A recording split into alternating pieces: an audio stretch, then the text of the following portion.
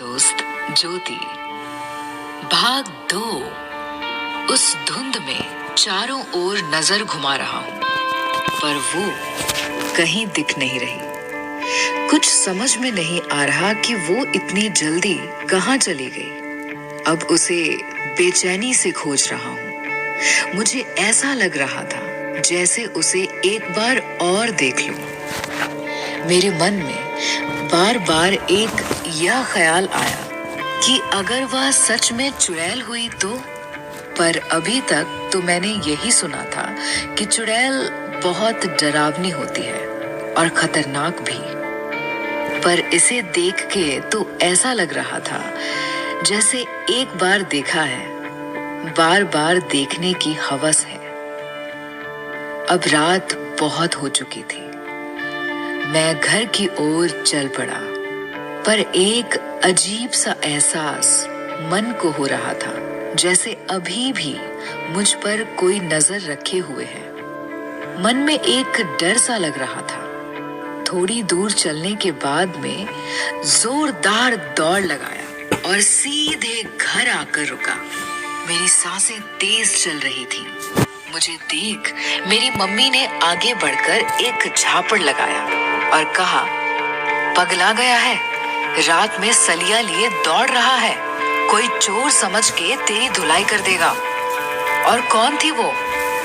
मैंने कहा, पता नहीं, पर कोई लड़की थी, मैंने देखा उसे।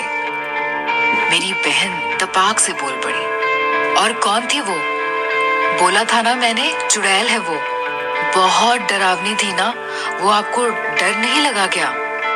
मैंने कहा, अरे तुम लोग पागल हो, वो कोई चुड़ैल नहीं बल्कि एक लड़की है, मुझे ऐसा लगता है। मैं अपने घर वालों को पूरी बात नहीं बताना चाहता था। मुझे भय था कि कहीं वो डर ना जाए और उसी डर से मेरा रात को घर से बाहर निकलना बंद ना हो जाए, नहीं तो मैं उसे दोबारा नहीं देख पाऊंगा।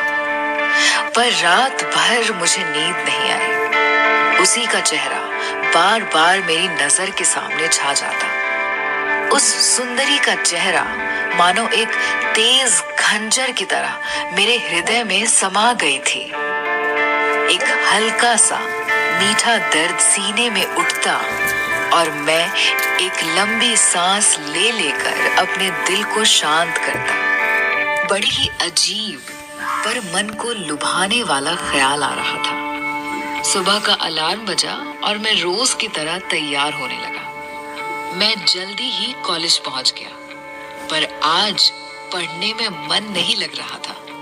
मैं आज बार बार घड़ी देख रहा था, पर मानो आज समय बहुत धीमी गति से बीत रहा था। जैसे तैसे छुट्टी हुई और मैं घर आया। जल्दी से भोजन कर उठ गया, मानो भूख ही नहीं है, और तैयार होकर बाहर निकला। मम्मी ने पूछा, कहाँ जा रहा है? मैंने कहा, कुछ काम है, अभी आता हूँ, बोलकर निकल गया। मैं जल्दी जल्दी चल रहा था, मानो पैरों में पंख लगा हो। मैं तुरंत ही उस इमारत के गेट पर पहुंच गया जहां कल रात मैंने उसे देखा था।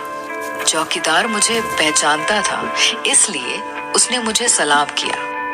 मैं उसके पास गया और उसका हालचाल लिया।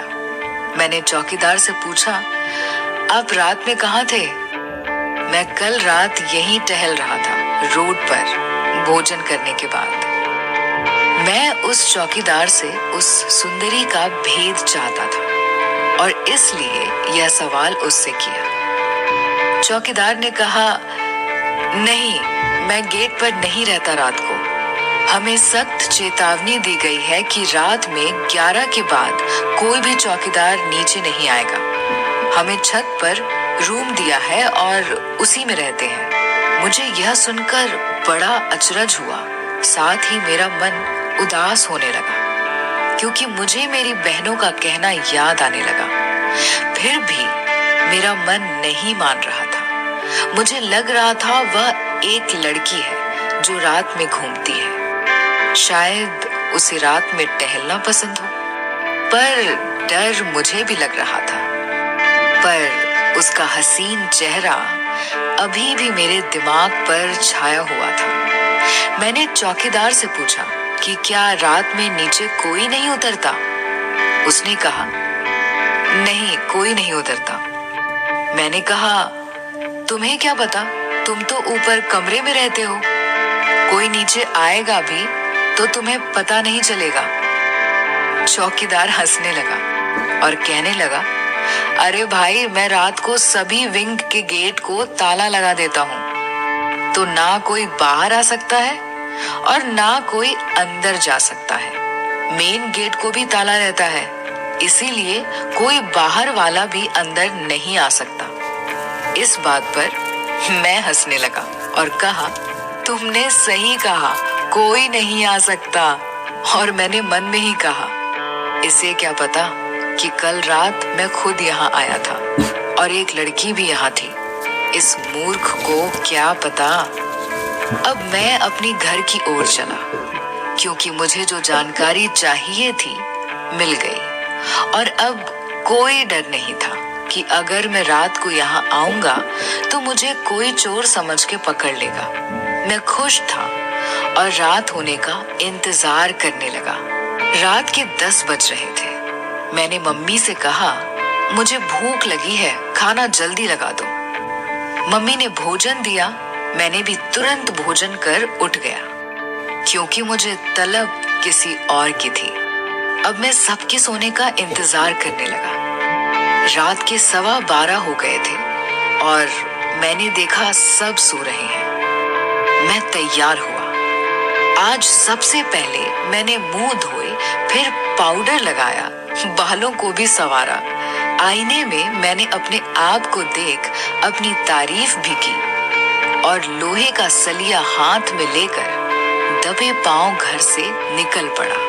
रात में हमेशा मैं अपने साथ सलिया रखता हूँ अपनी सुरक्षा के लिए। मुझे पहले से इसकी आदत सी थी। मैंने सलिया को अपनी शर्ट में छुपा लिया।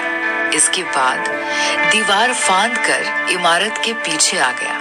अब चारों ओर नजर घुमाने लगा। मेरी नजर उसे ढूंढने लगी। मैंने शौचालय के ऊपर, बगीचे में, दीवार के आसपास देखा, पर वो नहीं मिली। मैं वहीं दीवार के पास छुपकर बैठ गया और उसका इंतजार करने लगा। चारों ओर घोर अंधकार था, सन्नाटा इतना कि सुई गिरे तो उसकी भी आवाज आ जाए। मन डर से कांपने लगा, पर वह नहीं आई। रह रहकर मैं डर जाता और मेरा मन सिहर उठता कि बहनों की बात सच ना हो जाए, या उस सुंदरी के बजाय किसी असली डायन से मुलाकात ना हो जाए।